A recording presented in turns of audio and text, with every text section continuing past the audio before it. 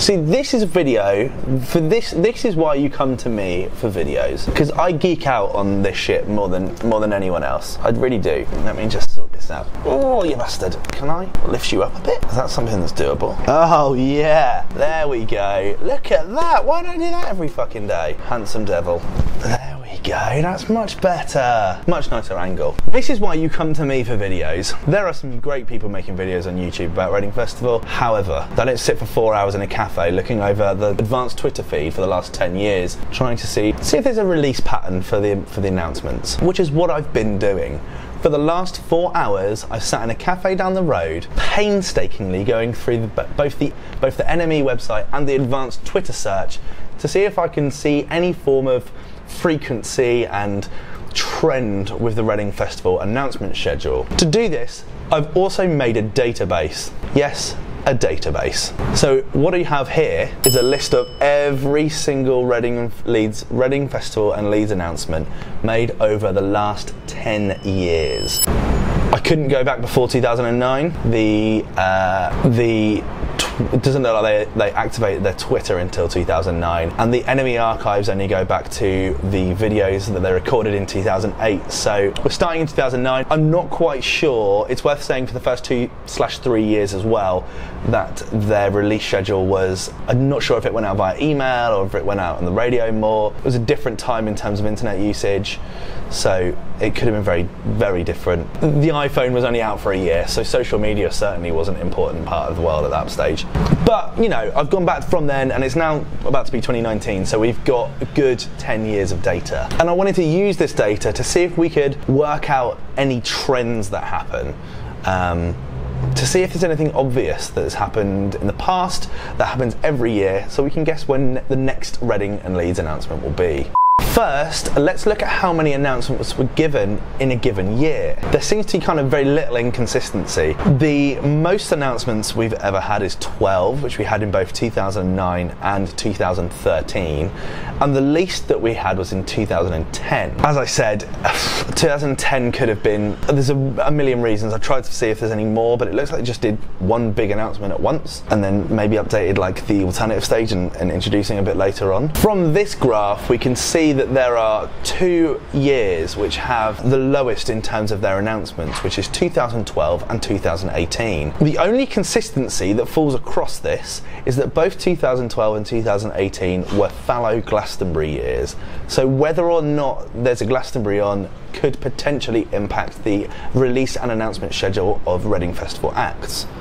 Sorry, Reading and Leeds acts. We can see that in 2012 we had under 6 announcements, whereas the following year, 2013, we had 12. So could we see something similar this year? Potentially. They certainly will be driving up more hype this year because Glastonbury has been away for a year and that's their biggest competition. So well within the realms of possibility that they have a very consistent release schedule of acts rather than a big bulk at any given time.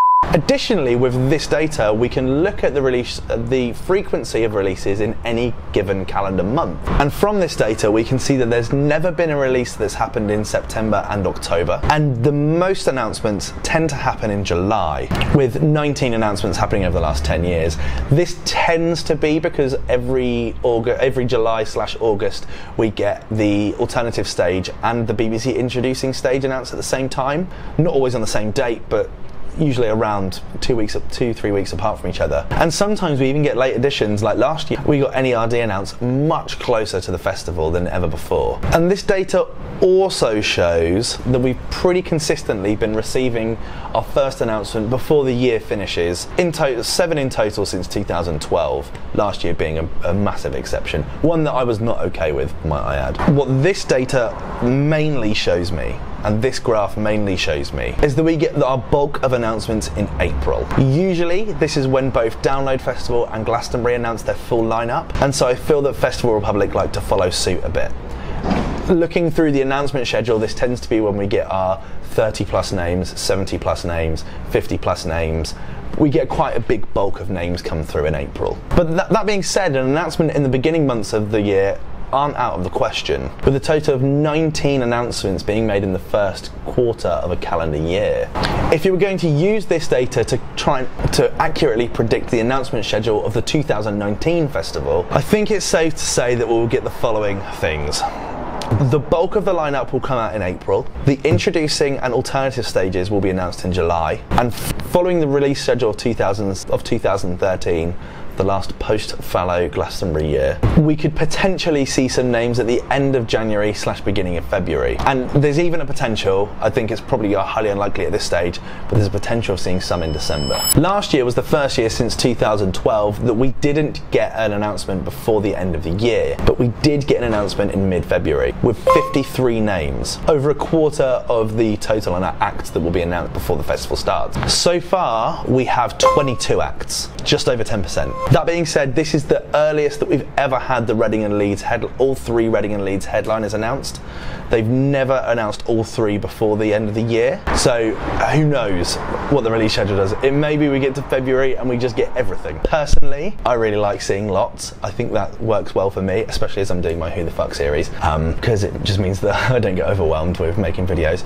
But I think that it kind of helps drive up hype, and I find it really exciting. And I know this video is probably the geekiest that I've ever made, and I'm sure this data actually doesn't really mean anything, because so much of it is ambiguous and changes every single year based on a huge amount that I probably just don't understand. But those kind of hoping to understand how the release schedule has worked in the past and could potentially work in the future, hopefully this will shed some more light. Let me know what you think. Do you prefer a big bulk announcement, or do you prefer lots of little ones? I'd be interested to hear what you think. Pop your thoughts in the comment section below. And when would you like your next announcement to be? I look forward to hearing from you. I'll see you in the next video. Cheers. Bye. Oh, if you're interested in the lineup so far, I'm making a series called Who the Fuck.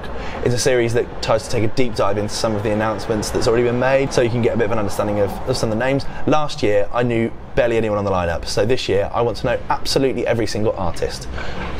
Join me on that journey by subscribing to my channel and checking out Who the Fuck. Let me know your thoughts, and I'll see you in the next one. Cheers. Bye.